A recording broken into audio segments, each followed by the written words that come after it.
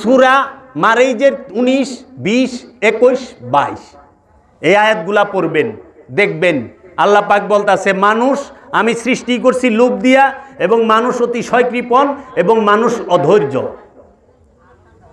ইল্লাল মুসাল্লি, একমাত্র মুসল্লি ব্যতীত। মুসল্লি যে তার কোনো লোভ থাকে না, আর যার লোভ আছে সে মুসল্লি না। এখন আপনারা তো নামাজ পড়েন সবাই, আপনারা সবাই মুসল্লি, বুকে হাত দেয়া কোন তো লোভ কান নাই, একটু হাত উঠানা মারেন দি। আচ্ছা, আল্লাহ কইতেছে মুসল্লি সে অধৈর্য না, ধৈর্যশীল। যে অধৈর্য সে মুসল্লি না। এখানে বলেন তো কে অধৈর্য না? সবাই তো নামাজ পড়ে, মুসল্লি। মসজিদে যাই না আমরা সবাই? কোরআনের এই গুণ ধরলে খুঁজা পাওয়া মুশকিল হয়ে যাইব।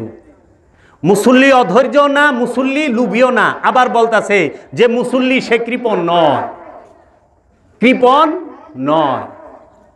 তাহলে আপনি খুঁজা বাইর করেন যে এইরকম মানুষ তিনটা গুণের মধ্যে নাই, যে সে লুবি না, সে অধৈর্য না, সে কৃপণ না, সেই মুসল্লি। আল্লাহ কইতাছে কুরআনুল মাজিদে সূরা মারইজের 19 থেকে নিয়ে পড়া শুরু করবেন।